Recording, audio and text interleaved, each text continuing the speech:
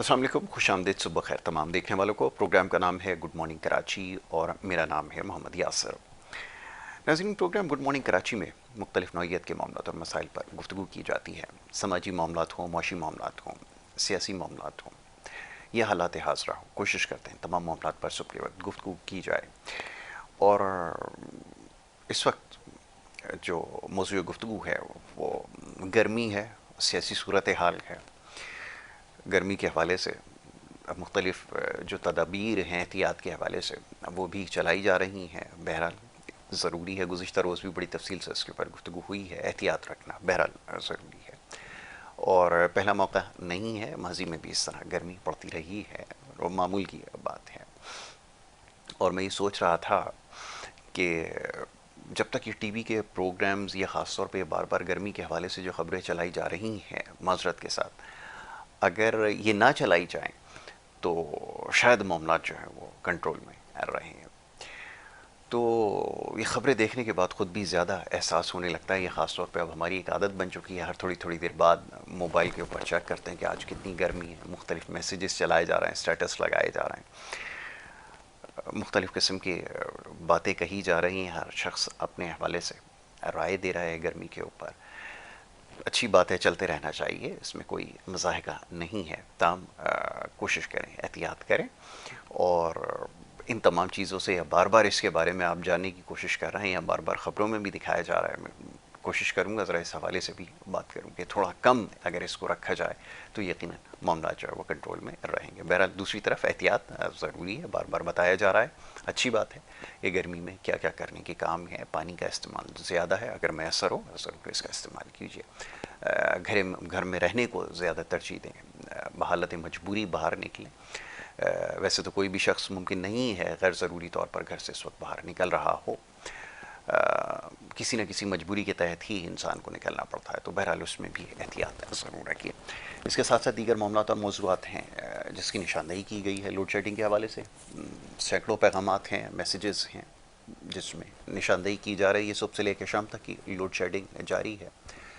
रात गए भी लोड शेडिंग का सिलसिला जारी रहा। अब इसमें इतने सारे पैगामात हैं, इतने सारे इलाक़ों के नाम हैं कि अगर वो पढ़ना शुरू करें तो शायद प्रोग्राम ही इसमें ख़त्म हो जाए। बहरहाल इस मसले के ऊपर प्रोग्राम करते आए हैं और करते रहेंगे आगे भी। और इसके अलावा दीगर मामलात हैं, इस पर गुफ्तगू की जाएगी, ख़ास तौर पर समाजी नौइयत के मसाइल। जैसे मैंने कहा कि प्रोग्राम में ज़ेर बहस आते हैं, आज उसके ऊपर गुफ्तगू करने का मौका मिलेगा। मौजूद मेहमान स्टूडियोज़ में तशरीफ़ रखते हैं, उन्हें सबसे पहले खुश आमदीद कहूँगा और उसके बाद फिर हमारी गुफ्तगू जारी रहेगी। आज हमारे मौजूद मेहमान एक समाजी शख्सियत हैं, समाजी कारकुन हैं। इससे पहले प्रोग्राम में तशरीफ़ ला चुके हैं, मुख्तलिफ़ हवालों से गुफ्तगू हमने की है इससे पहले भी, ख़ास तौर पर नौजवानों के मसाइल के हवाले से और उनमें बढ़ते हुए जो नशे का रुझान है इस हवाले से, बेरोज़गारी के हवाले से। सब में अहम मसला जो है वो जो तमाम मसाइल की जड़ है वो बेरोज़गारी है और तालीम की कमी, ये वो तमाम मामलात हैं जिसके ऊपर गुफ्तगू कर चुके हैं। आज फिर इंशाअल्लाह इन मामलात पर गुफ्तगू करेंगे। जनाब नज़ीर अहमद भट्टी साहब तशरीफ़ फरमा हैं, उनको मैं खुश आमदीद कहता हूँ। नज़ीर साहब, बहुत शुक्रिया आपका प्रोग्राम में वक्त देने के लिए। भट्टी साहब, अब ये फरमाइए, पिछली नशिस्त में बड़ी तफसील से गुफ्तगू हुई, आपने मामलात की निशानदेही की कि किस तरह नौजवानों को रोज़गार मुहैया करना है, रियासत की क्या ज़िम्मेदारी है और कैसे ये मुमकिन हो पाएगा। मैं चाहूँगा ज़रा उसी सिलसिले को आगे बढ़ाया जाए। आप क्या समझते हैं? अब जैसे मैंने एक चीज़ की निशानदेही और की कि नशे का बढ़ता रुझान है और ख़ुदकुशियाँ बहुत ज़्यादा तेज़ी से हो रही हैं, कैसे इसको काबू किया जाए? क्या आप समझते हैं कि हंगामी बुनियादों पे करने के काम है या हुकूमत को इस वक्त फ़िलफ़ोर क्या चीज़ ऐसी है जिसको इख्तियार करने की ज़रूरत है? मैं चाहूँगा ज़रा यहाँ से गुफ्तगू का आगाज़ करें। जी फरमाइएगा। शुक्रिया। बिस्मिल्लाहिर्रहमानिर्रहीम। रूटीन की तरह सबसे पहले K21 के प्लेटफार्म से मेरा सबको सलाम और अल्लाह ताला इस चैनल को सलामत रखे। अब जैसे दानेश्वरों को जो अहले दिल हैं, यासर भाई, स्टेट की ज़िम्मेदारी है बेरोज़गारी के ख़ात्मे के लिए। कानून में वाज़ेह है, नौजवानों के लिए वजीफ़ा मुकर्रर है, ضعیفوں کے لیے بھی پیکیج مقرر ہے. ہمارے حالات ایسے ہیں کہ ہم بنیادی حقوق لینے سے ڈرتے ہیں. مانگے تو کس سے مانگے؟ بالکل صحیح. نوجوان ڈگری والا بھی روڈ پہ دھکے کھا رہا ہے, عام آدمی بھی روڈ پر دھکے کھا رہا ہے. برسر اقتدار جو ہے مافیا سے ایک ٹولہ ہے جو ہمیشہ مسلط رہا ہے ہمارے اوپر. نوجوانوں کے بے روزگاری کے خاتمے کے لیے نوجوانوں کو خود ایک ترتیب بنانی ہوگی. آج کل دیکھ رہے ہیں کافی سارے کورسز آئے ہوئے ہیں کمپیوٹرائز. میں پہلے بھی کئی دفعہ عرض کر چکا ہوں کہ ہمیں خود روزگاری کے مواقع بھی پیدا کرنے ہوں گے, ہمیں خود اپنے آپ کو ڈیولپ کرنا ہوگا. ہم حکومت کی طرف دیکھیں گے تو مایوسی کے سوا کچھ بھی نہیں ہے. ہم صرف ووٹ دینے کے پابند ہیں, حقوق لینے کے نہیں. میں تو یہی کہوں گا کہ ہنر سیکھیں, زیادہ سے زیادہ. سب سے پہلے تو اللہ کو راضی کریں, دینی تعلیم حاصل کریں. رزق کا وعدہ میرا رب نے اپنے پاس لیا ہے, ہم اس کو بھول چکے ہیں. ہم خود رزق کی تلاش میں ہیں اور ہم دہاڑی کے پیچھے لگا دیا گیا حکمرانوں کی وجہ سے. تو میں نہیں سمجھتا کہ بے روزگاری اس طریقے سے ختم ہوگی. جب تک حکومت کا سپورٹ نہیں ہوگا تو عوام کیا کرے گی؟ گردے بیچے گی. تھوڑا سا ہی آپ محنت کا کسی سے مزدوری کی بات کرتے ہیں, روڈ پہ نکلے گا تو کسی کرائم میں کسی جرائم میں ملوث ایٹومیٹکلی کر دیا جائے گا. کیونکہ نشے کی حالت جو لت پڑ چکی ہے یونیورسٹیز میں اور دیگر کالجز میں, یہ یہاں سے زیادہ بڑھ چکی ہے. اور نشہ ایک شخص نہیں کرتا, پورا گھر متاثر ہوتا ہے اس سے, ذہنی اذیت کا شکار ہوتا ہے.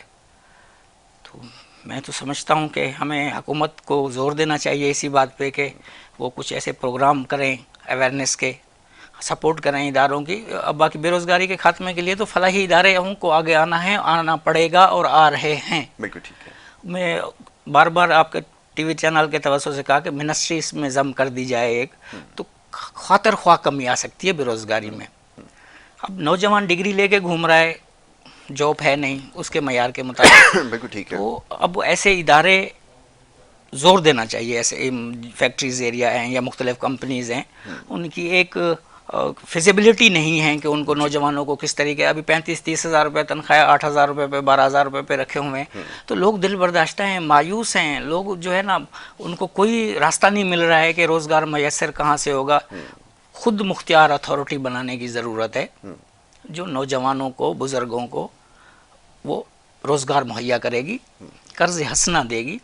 اس کے لیے فنڈ ادارے جنریٹ کریں گے. ثواب دید ہمیں چاہیے حکومت کی, سپریم کورٹ کی, صرف نظر ثانی کرے تو بے روزگاری کا خاتمہ ہو سکتا ہے, ممکن ہو سکتا ہے. لیکن اس کے لیے نیت کا ہونا ضروری ہے. یعنی کہ حکومت اگر یہ بیٹھ کے آج فیصلہ کرے کہ انہوں نے کرنا کیا ہے تو جا کے یہ معاملہ حل ہو سکتا ہے. لیکن اس میں بھی سب میں زیادہ ضروری ہے کہ آپ کے پاس ایسا ماحول سازگار ہو جو کہ میسر نہیں ہے. حکومتیں مکمل طور پر ناکام رہی ہیں. اب بہت ساری چیزوں کی نشاندہی ہم کرتے رہے ہیں, انویسٹمنٹ کے حوالے سے, اس کے حوالے سے کوششیں ہو رہی ہیں, لیکن چلنے کے لیے شہر کراچی کے اندر ہی صورتحال, آپ تو اس کے اوپر سارا دن کام کرتے ہیں. انکروچمنٹ, سڑکوں کا نہ ہونا, بے ہنگم ٹریفک, یہ وہ تمام چیزیں, یہ بھی تو وہ معاملات ہیں جو ایڈریس نہیں کر پا رہا ہے. جب یہ معاملات صحیح نہیں ہوں گے پھر کیا تعلیم, کیا صحت, کیا روزگار. یہاں تو کوئی ایک چیز کی میں آپ سے کہوں گا نشاندہی کر دیں جو آپ سمجھتے ہوں کہ ہاں یہ بالکل صحیح طرح سے اپنے کام کر رہا ہے, یہ ادارہ یا یہ شخص یا یہ ذمہ دار. کیا آپ کو صورتحال نظر آ رہی ہے؟ 2024 میں تو کوئی بھی ادارہ, کوئی بھی اتھارٹی اپنے کرائٹیریا میں مجھے نظر نہیں آ رہی. بالکل ٹھیک ہے. ہر کوئی اپنے چکر میں لگا ہوا ہے, پیٹ پالنے کے لیے لگا ہوا ہے. آپ کے M C D M C کو دیکھ لیجئے, آپ روڈ رستے دیکھ لیجئے, ان سے کوئی پوچھنے والا تو ہے نہیں. بالکل صحیح. اب ایک عام آدمی, آپ یہاں تک آئے ہو تو آپ کو تکلیف کا اندازہ ہوا ہے, ٹوٹی روڈیں اور یہ رستے جس طریقے سے, یہ کسی کو کوئی اثر کوئی فرق نہیں پڑتا. عوام روتی آئی ہے, روتی رہے گی, اور ہم آج بھی زندہ ہے, کل بھی زندہ تھا, بالکل اسی میں پھنسے. تو اسی میں پھنسے ہوئے ہیں ہم. کچھ کوئی روشنی کا رستہ نظر نہیں آ رہا ہے کہ عوام کو کون سے رستے سے منزل تک پہنچایا جائے سوائے نیٹی جٹی کے پل کے. بالکل صحیح, بہت اچھی بات. ٹھیک ہے. اب میں تو کس کو فریاد کروں, بار بار آپ کے ادارے کے چینل کے توسط سے کہتا آ رہا ہوں کہ بے روزگاری ایسی لعنت ہے جو انسان کو بھیک مانگنے پہ مجبور کر دیتی ہے. بالکل صحیح. آپ کسان ہے, سب کچھ مال و مال ہے, ہمارا ملک جو ہے مدنیات سے بھرا پڑا ہے, اور آپ کے دیگر جو لوازمات ہیں, میں نہیں سمجھتا کہ ہم غریب ملک ہیں. ہم تو مہینوں میں سالوں میں نمبر 1 پاکستان بنا کے دکھا سکتے ہیں. ایمان کی کمزوری نہ ہو تو آج بھی بے روزگاری کا خاتمہ ممکن ہے, آج بھی اسٹریٹ کرائم کا خاتمہ ممکن ہے. انتظامیہ ہوش کے ناخن لے اور اللہ کو راضی کرنے کے لیے ایمان کو مضبوط کرے, چیک اینڈ بیلنس رکھے. جیسے کہ ایک عام شخص جو ہے نشے میں مبتلا ہے, کسی نے فون کیا کہ بھئی ہمارا بچہ یہ نشے میں مبتلا ہے, اس کا کچھ کیجئے, یا پکڑا گیا, تو اس کو 23A1 میں بند کر دیتے ہیں افسران. اب اس کا دیکھیں مصیبت کتنی پیدا ہو رہی ہے. 23A1 کو پروف کرنے کے لیے آپ کا فنانزک, جوڈیشنلی انویسٹیگیشن, گواہان, یہ سب درکار ہیں. اگر یہ 80% کیس جو جھوٹے کیس ہو رہے ہیں, اگر ان کو افسران کلوز کر دیں تو آپ کا کافی سارا جوڈیشنلی جو بوجھ ہے وہ بھی ختم ہو جائے گا. اور پنشمنٹ آپ دیں, ہاتھ کے ہاتھ دستی عدالتیں بنائیں. چلان پہ تو آپ ٹریفک پولیس والے کے ہاتھ کر دیتے ہیں, سارے معاملات ہیں, تو حکومت جب چاہے تو 1 منٹ لگتا ہے غور کرے, ہر چیز برابر ہو سکتی ہے. حکومت بھی نہیں چاہتی. ہم اپنے کرپشن زور دیا ہوا ہے, اپنے پیٹ پالنے کے لیے دکانداری چمکائی ہوئی ہے. ہمیں غرض نہیں ہے کسی سے کہ کوئی ہنستا ہے ہنسے, کوئی روتا ہے روئے. ہم نے اپنے پیٹ کی آگ کو بجھانے کے لیے خون چوسنا ہے عوام الناس کا.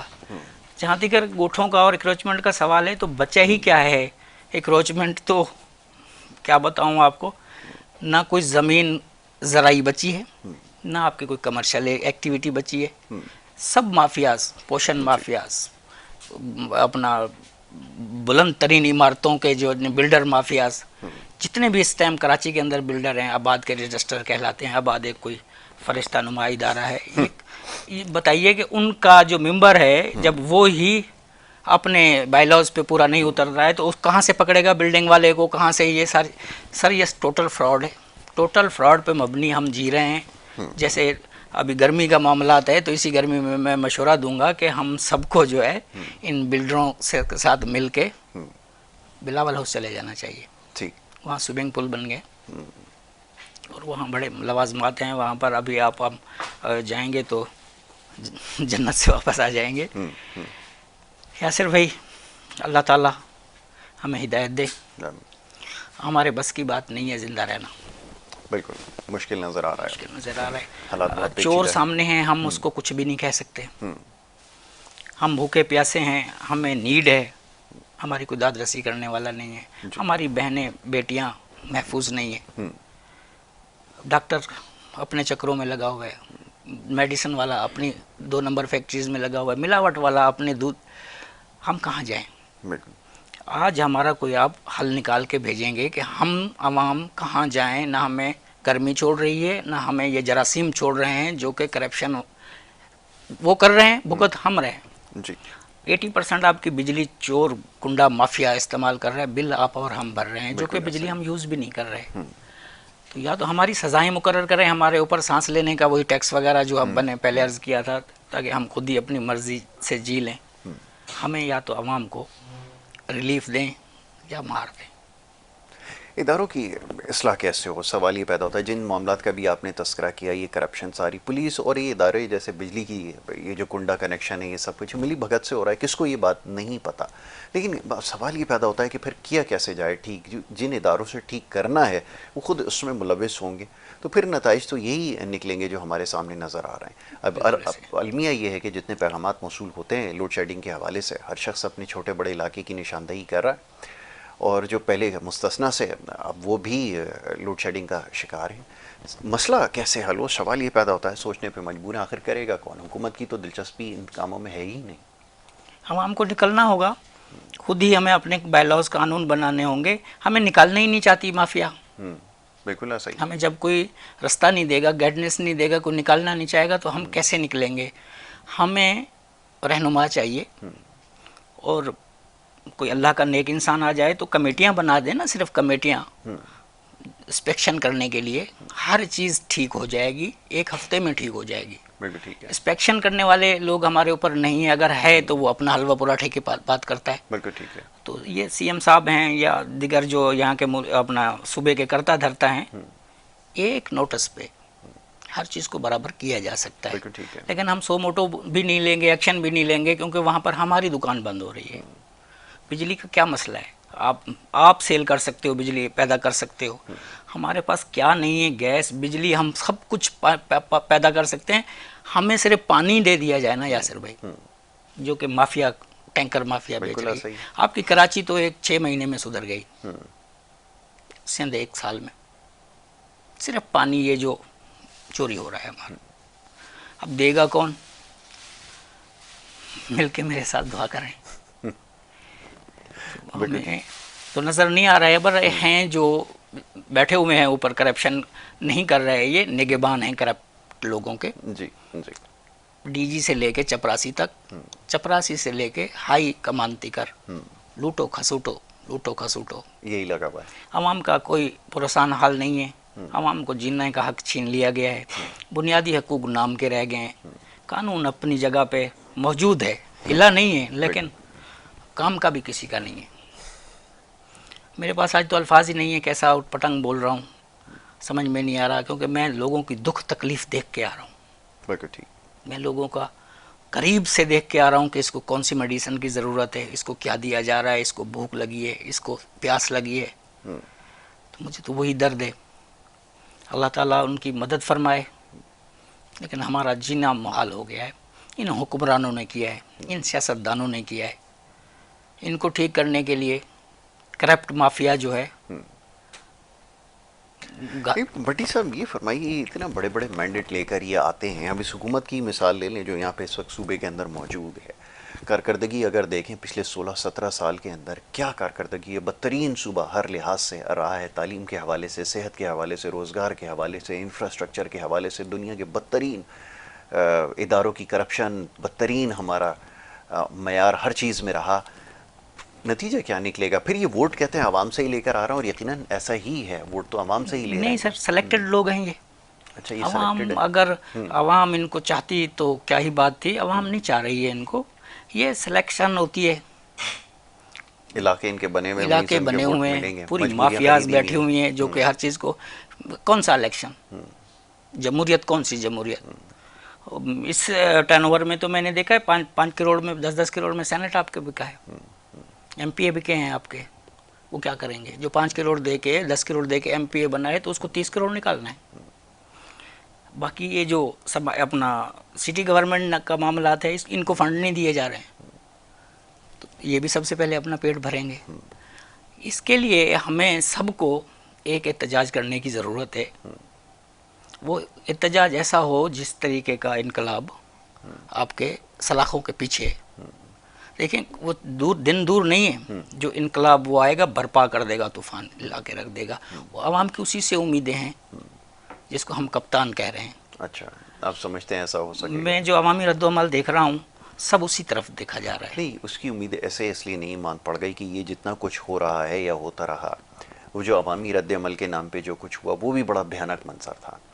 اور اگر ایسا ہی کوئی انقلاب اگر جس کا ہم انتظار کر رہے ہیں تو اس کا نتیجہ کچھ نہیں نکلے گا. ایسی ہمارے پاس ہزاروں کی تعداد میں جو مثالیں موجود ہیں جس میں لوگ اسی طرح ان کو منتشر کیا گیا, اور اسی طرح ان کو جو ہے ان کے استعمال کیا گیا, ان کے سینٹیمنٹس کو, اور پھر یہ جو انقلاب کے نام پہ جو کچھ ہوا اس کا کوئی نتیجہ نہیں نکلا. بے پناہ اس کی مثالیں موجود ہیں پاکستان کے اندر, ایسی ہزاروں کی تعداد میں مثالیں موجود ہیں. اب سوال یہ پیدا ہوتا ہے کہ جب تک خود اپنی سوچ صحیح نہیں ہوگی, جب تک سمت کا تعین نہیں ہوگا, اب ہمیں تو ابھی یہی نہیں پتا کہ ہم جس کے اشاروں پہ چل رہے ہیں وہ اس کا مقصد ہے کیا, وہ چاہتا کیا ہے. اس کی تو منزل صرف ایک ہے کہ اقتدار کا حصول کسی طرح جو ہے وہ کر لیا جائے, اس منصب پہ پہنچ جاؤں جس سے مجھے نکالا گیا ہے. باقی سب تو ویسے ہی چلے گا, یہ تو شاید سب کو علم ہے, سمجھ بوجھ رکھتے ہیں, تعداد میں تھوڑے ہی ہیں, تاہم ان کو پتہ ہے کہ نتیجہ اس کا یہی نکلے گا, بلکہ اس سے زیادہ بھیانک ہی ہوگا اگر یہ دوبارہ منصب تک کسی پہنچ گئے تو. بہرحال خدا وہ وقت نہ دکھائے. اس کے علاوہ اور بہت سارے معاملات ہیں جس کے اوپر ہمیں گفتگو کرنی. ایک بریک کی طرف جا رہا ہوں, ایک بریک لیتے ہیں, بریک کے بعد واپس آئیں گے, گفتگو جاری رکھیں گے. آپ دیکھتے رہیے پروگرام گڈ مارننگ کراچی.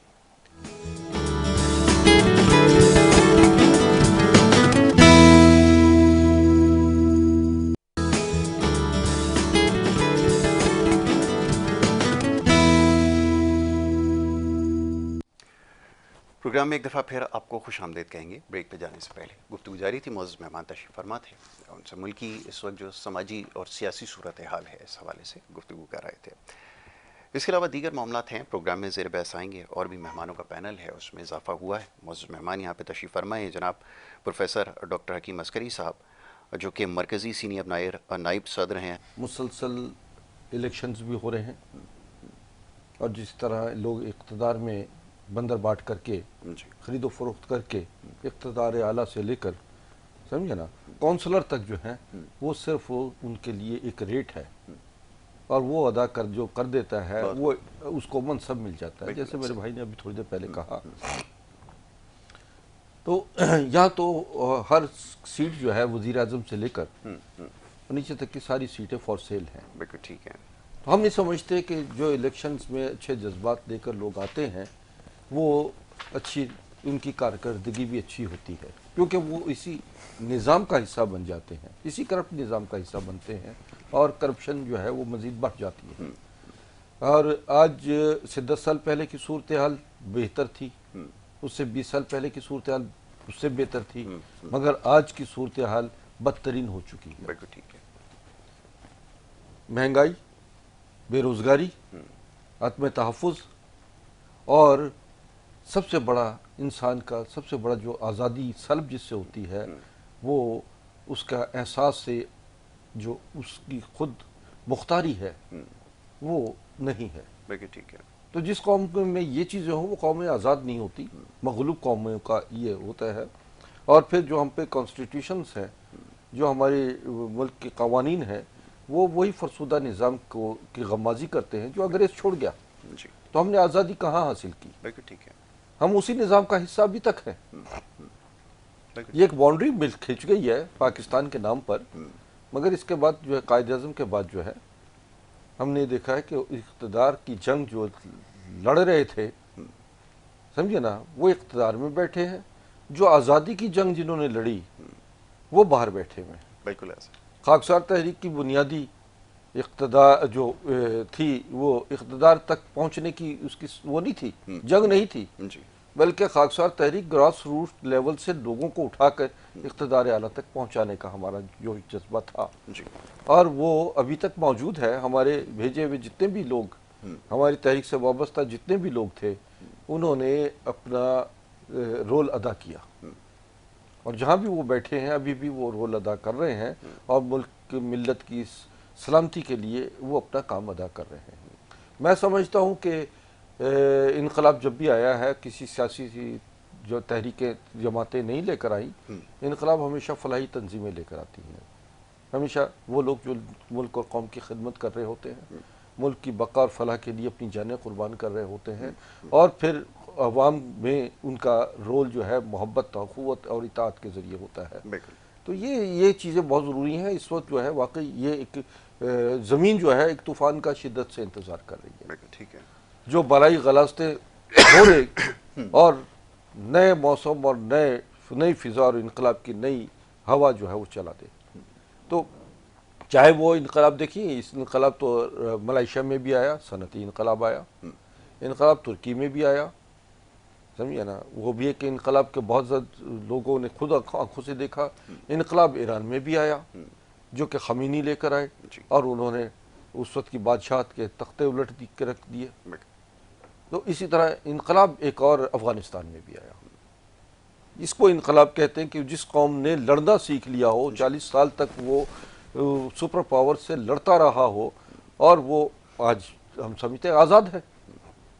آزاد بنگلہ دیش ہو گیا, پاکستان کا حصہ تھا, اب بنگلہ دیش ہو گیا.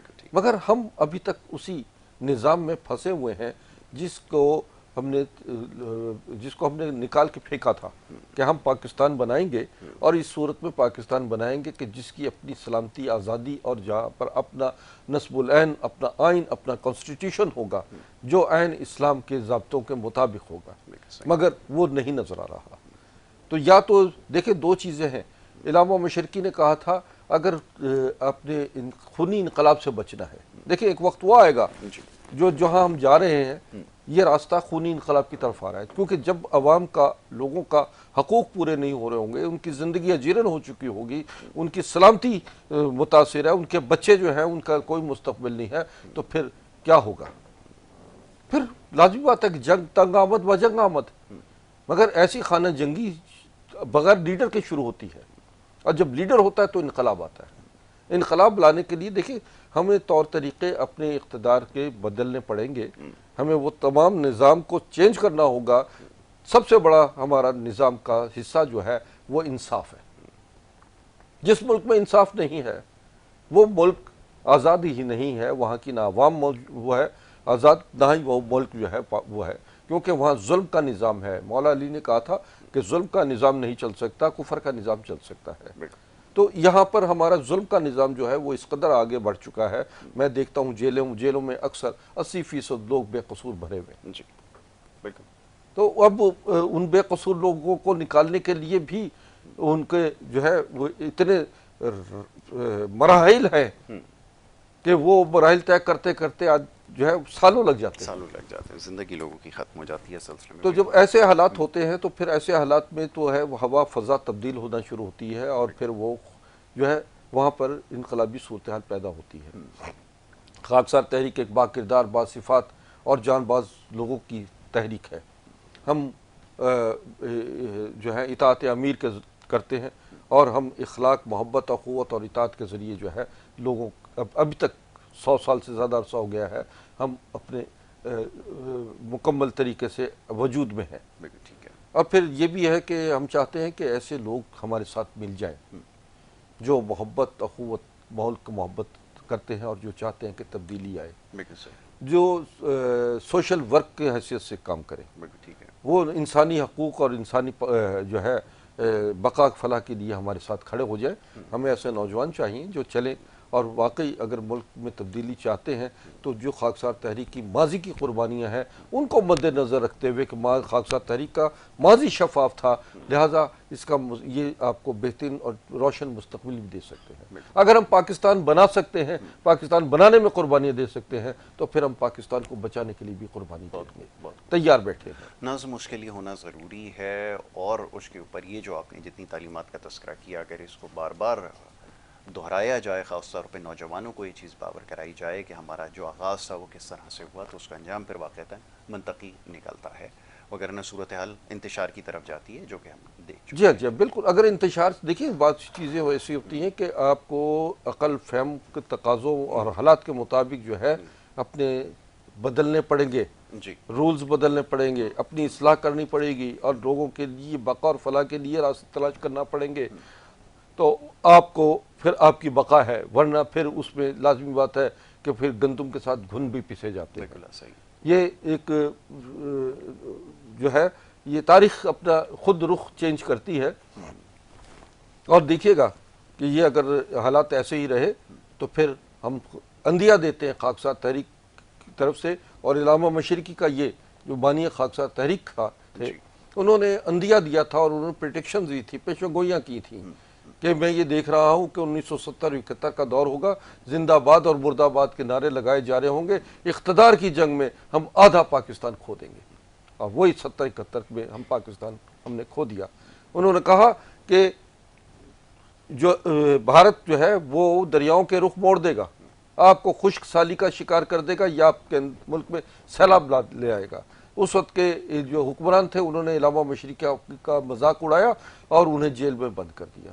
کشمیر کے حوالے سے انہوں نے کہا کہ کشمیر ہمارا جو ہے وہ شارگ ہے پاکستان کی، کشمیر کے بغیر پاکستان نامکمل ہے۔ آج دیکھیے کہ آج تک وہ کشمیر کا مسئلہ حل نہیں کیا ہوا۔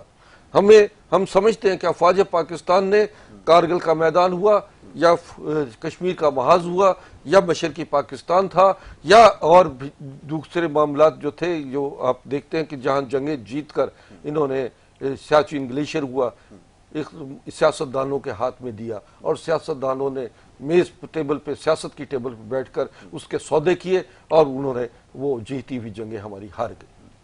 تو یہ تو ہمارے ملک کے اقتدار اعلیٰ کے لوگوں کا جو ماضی کا ان کا ذکر ہے۔ اب بات یہ ہے کہ ہمیں آگے بڑھنے کے لیے صرف خاکسار تحریک کا وہ پیغام جو علامہ مشرقی نے دیا تھا کہ جو قومیں اپنی بقا اور فلاح کے لیے خود راستے نہیں بناتی وہ تباہ اور برباد ہو جاتی ہیں، جو اپنی بقا کی جنگ خود نہیں لڑتے، دوسروں پہ اکتفا کرتے ہیں اور دوسروں سمجھے نا، تو پھر وہ مغلوب ہی رہتے ہیں اور غلامی ان کا مقدر ایسا بن ہی جاتی ہے۔ بالکل بالکل آپ نے مجھے فرمایا، بالکل یہی صورتحال ہمیں مرج ہوتی ہوئی نظر آ رہی ہے، ایسا ہی کچھ۔ جی بٹی صاحب آپ فرمائیے گا، جیسے ابھی فیصل صاحب نشاندہی کر رہے تھے مسائل کی، یہ تو واقعتاً صورتحال ایسی ہے اور اسی طرف اشارہ کر رہی ہے، آپ کی کیا رائے ہے؟ خاص طور پہ میں بھی جیسے بات کر رہا تھا نوجوانوں کے حوالے سے، اب تعلیم اور شعور کا جب قحط پایا جاتا ہو پھر کیا کیا جائے؟ سوال یہ پیدا ہوتا ہے بغیر شعور کے آگہی کے کیسے معاملات کو آگے بڑھایا جائے؟ وہ شعور اور آگہی کے نام پہ جو کچھ ہو رہا ہے وہ بھی ہمارے سامنے ہے، فرمائیے۔ یاسر صاحب، ابھی ہمارے جو لیڈر ہیں پیارے رسول اکرم محمد عربی صلی اللہ علیہ وسلم، وہ ہمیں سب تعلیمات سے آراستہ کر گئے ہیں، ٹھیک۔ وہ ہماری رہنما ہیں، وہ ہماری رہنمائی کر گئے ہیں۔ ہم نے ان کے بتائے ہوئے رستوں سے ہٹ کر اپنے رستے ایجاد کر لیے جو ہم پھنسے ہوئے ہیں، پریشانیوں میں مبتلا ہیں۔ جو نبی پاک نے ہمیں رستہ دکھایا، بتایا گیا، اس پہ ہم چلیں تو کسی قسم کا فقدان نہیں ہے، کسی قسم کی کوئی بھی آپ کی بحران کا شکار نہیں ہے۔ جب ہم ان انبیاء کے طریقے سے ہٹ کے اپنے طریقے بنا لیے، اسلام سے دوری اختیار کر لی، کلموں کو دل سے نکال دیا ہم نے، تو ہم دوسرے کرائٹیریے میں چلے گئے۔ ہم اب اندھوں کی طرح ہاتھ مار رہے ہیں کہ ہمیں کوئی روشنی نظر آئے، اجالا نظر آئے، جس سے ہم اپنا بیک گراؤنڈ بنا سکیں۔ کچھ بھی نہیں ہوگا، صرف اور صرف اللہ تبارک کے بتائے ہوئے رستے پر، نبی پاک کے بتائے ہوئے رستوں پر چلو گے تو روشنی بھی نظر آئے گی، خوشبو بھی نظر آئے گی، خوشحالی بھی نظر آئے گی۔ ادروائز آپ کسی لیڈر کے پیچھے چل رہے ہیں، دیگر یہ جو معاملات، تو مجھے کوئی نوجوان آگے نکلتا ہوا نظر نہیں آ رہا تھا اس دلدل سے، اور اس حکومت میں جو ہمارے اوپر مسلط ہوئی ہے اس ٹائم، تو اب میں نہیں سمجھتا کہ کوئی اور ہمارا لیڈر آ کے ہمیں نکالے گا۔ رہنمائی انہی کو دیکھتے ہوئے ہمیں چلنا ہوگا، اور آزاد ہیں ہم، ہمارا ہمت نہیں ہے، اپنا حق لینے کی طاقت نہیں رہی۔ نوجوان کیا کرے گا؟ نوجوان کتنا نوجوان کرے گا؟ سب تو نوجوان ہی کر رہا ہے، پر نوجوان کو آپ نے بالکل بجا فرمایا، ہمیں یکم جمع تو ہونا ہوگا، آواز تو اٹھانی ہوگی، انقلاب تو ہمیں ہی لانا ہوگا کسی نہ کسی پلیٹ فارم سے۔ ہمیں اجاگر کون کرے گا؟ ہمیں وہ رستہ کون مہیا کرے گا؟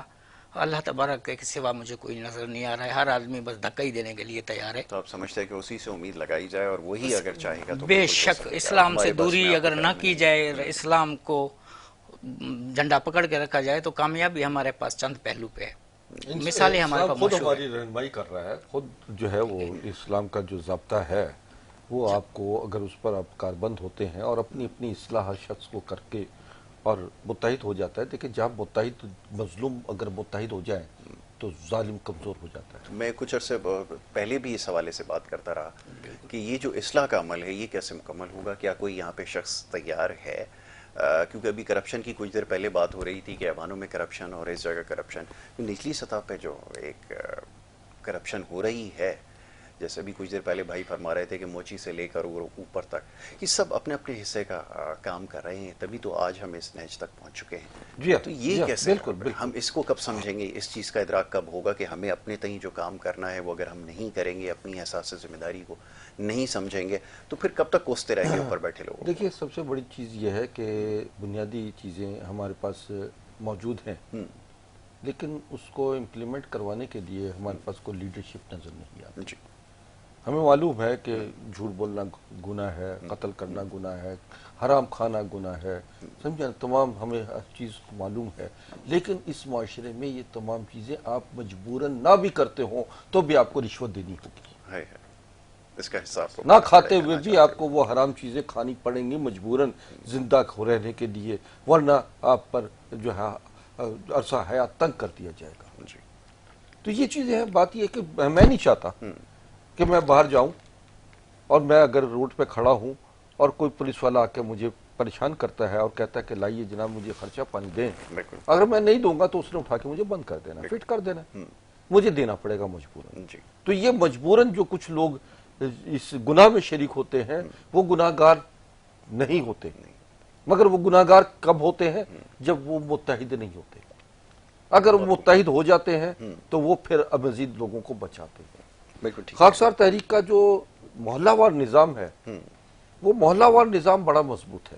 جی خاکسار تحریک نے باقاعدہ طور پر 100 سال سے، یعنی پورے ہندوستان میں جب انگریز کی حکومت تھی اس وقت علامہ مشرقی نے 10 لاکھ باوردی اس وردی سمیت یعنی تربیت یافتہ خاکسار پیدا کر دیے تھے، جو انگریز کا اس وقت کے غلامی کی زنجیریں جنہوں نے توڑی اور با کردار باصفات جانثار ساتھی پیدا ہوئے تھے، اور وہ لوگ تھے جنہوں نے واقعی پاکستان کی بنیادوں میں خون دیا تھا۔ تو بات یہ ہے کہ ہم نے خون دینے کے بعد جو ہے اس کی بنیادوں کو جب دیکھا تو اس کی بنیادوں میں ہمارا خون بھی شامل تھا، اور پھر جو ہے پھر اس کے بعد ظالم لوگ جو ہے قبضہ گروپ آ کے ایوانوں پہ انہوں نے قبضہ کر لیا۔ ہمیں اس نظام سے دیکھیں، بات یہ ہے کہ ہم پاکستان کے خلاف نہیں، ہم کسی سیاسی پارٹی کے خلاف نہیں، ہم خلاف ہیں اس نظام کے، ہم باغی ہیں اس سسٹم کے، جس نے آپ کے حقوق کو نہیں دیے، جس نے ہمارے بچوں کو تعلیم حاصل کرنے کے بعد انہیں نوکریاں نہیں ملی، جس نے ہمیں وہ مقام نہیں دیا جو آج بنگلہ دیش کا مقام کہاں ہے، آج بھارت کا مقام کہاں ہے، ہم صرف کرٹیسائز کرنے کے لیے بیٹھے ہوئے ہیں۔ آج ایران کہاں کھڑا ہے؟ صرف ہو رہا ہے، آپ نے بالکل صحیح مثالیں سب کے سامنے ہیں، اگر اس کا مطالعہ کریں تو۔ جی ندا بی بی فرمائیے، یہ خاکسار تحریک سے وابستگی اور یہ سلسلہ کیسے شروع ہوا، کیسے خیال آیا، کس کا حصہ ہمارے بنا؟ نائب صاحب نے، امیر صاحب نے فرمایا، وہی ویژن ہے ہمارا اور اسی پر ہم گامزن ہیں۔ ہمارے بزرگ یہ قربانیاں دے چکے، اور انہوں نے یہ قربانیاں اس لیے دی تھی کہ ان کے آنے والی نسلیں اس میں راج کرے۔ یہ الگ مملکت بنائی تھی مسلمانوں کے لیے، اور اس میں جو ہے خاکسار کا جیسے کہ بتایا امیر صاحب نے کہ خون شامل ہے، جی ہاں ہمارے بزرگوں کا خون شامل ہے اس میں، اور اب جا کر ہمیں ہر دن بدن سال بہ سال بدلتے رہے، اور ہمیں کوئی اس میں ترقی نظر نہیں آئی آج تک، ہمیں کوئی سکون کا سانس نہیں ملا۔ ہماری آنے والی نسل انتظار کر رہی ہے کہ وہ کیا کریں۔ ابھی موجودہ حال جو ہے پاکستان کا، اس میں صرف ایک چیز کی آواز آ رہی ہے ہر گھر سے، ادھر کچھ نہیں ملنے والا، ہم ملک سے باہر جا رہے ہیں۔ بچوں کے پاس تعلیم ہے، میرے بیٹے کے پاس بہت بہترین تعلیم ہے ماشاءاللہ، میری بیٹیوں کے پاس تعلیم ہے، اور وہ سب ایک ہی الفاظ، پاسپورٹ ہاتھ میں ہے اور پھرتا پھر رہا ہے کہ کہیں سے اس ملک کا لگ جائے یا اس ملک کا ویزا لگ جائے اور میں جا رہا ہوں، بتا رہا ہوں ادھر کچھ نہیں ہے۔ تو اتنا برا حال ہے، اور کافی عرصے سے یہ نظام، پہلے لوگ گھومنے کی نیت سے جایا کرتے تھے یا ان کے آباء و اجداد وہاں رہتے تھے، اب لوگ باقاعدہ اپنے روزگار اور سکون کی تلاش میں جا رہے ہیں کہ وہاں انتھک محنت کریں گے تو اس کا پھل ملتا ہے۔ یہاں محنت کرنے کے بعد کسی وقت بھی کسی بھی کیس میں اٹھا کر ہمیں بند کر دیا جائے گا، کوئی آواز نہیں نکال سکتے۔ جب میں کہتی ہوں کہ اٹھو، متحد ہو جاؤ، ایک آواز بن جاؤ اور اپنے حق کے لیے کھڑے ہو جاؤ، جیسے کہ ہمارے واقعی امیر صاحب نے فرمایا، یہی ہر باشعور انسان کا اس وقت، پاکستانی عوام کا ایک ہی نقطہ نظر ہے کہ ہماری جنگ کسی سیاستدان سے نہیں ہے، یہ جنگ تو ہم لڑ ہی نہیں سکتے ان کے ساتھ، یہ تو 35-30 سال سے بیٹھے ہوئے لوگ ہیں، باری باری پہ آنے والے سلیکٹڈ لوگ ہیں، الیکٹڈ نہیں ہیں، یہ تو سب کو پتہ چل گیا، 8 فروری سے پتہ چل گیا، اس سے پہلے بھی 18 سے بھی پتہ چل گیا، وہ ایک دوسرے کو کہتے رہے، پھر 97 سے بھی پتہ چل، اس طریقے سے پیچھے جاتے رہے، یہی شور ہوتا رہا۔ ہمیں اس شور سے کوئی لینا دینا نہیں، ہمیں لائیو پروگرام دیکھنے سے اسمبلی کا کوئی، ہمیں ایک دوسرے کے رشتہ دار ہیں یہ، جیسے کہ میری ہسٹری میں نے نوٹ کی ہے، میں نے پڑھا ہے، ان کے متعلق نالج حاصل کیا ہے، یہ سب ایک دوسرے کے رشتہ داری میں بندھے ہوئے ہیں۔ میں ان کا نام لینا نہیں چاہتی، یہ میرا کام نہیں، میرا کام یہ ہے کہ جیسے رات ہوئی تو لائٹ نہیں تھی، اور ارد گرد سے سب کے گھروں سے بچوں کے رونے کی آواز آ رہی تھی، ہمیں کوئی بنیادی سہولتیں نہیں ملی۔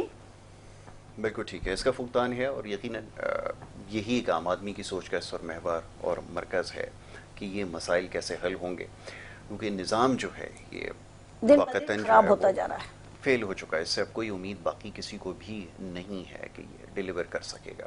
افسوس کے ساتھ کہنا پڑتا ہے کہ یہ جن چیزوں کی ابھی نشاندہی کی گئی ہے، صورتحال اس سے زیادہ مختلف نہیں ہے۔ جی وقت میرے پاس ختم ہو گیا، آخری جملہ اگر کہنا چاہیں تو۔ آخری جملہ یہ ہے کہ ہمارا اس K21 چینل پر آنے کا مقصد یہ ہے کہ ہم عوام کو رستہ دکھائیں، عوام کی بقا اور فلاح کے راستے بتائیں، بہت خوب۔ اور پھر ہم یہ بتائیں کہ ان حالات سے نبرآزما ہونے کے لیے آپ کو کیا کیا کرنا پڑے گا۔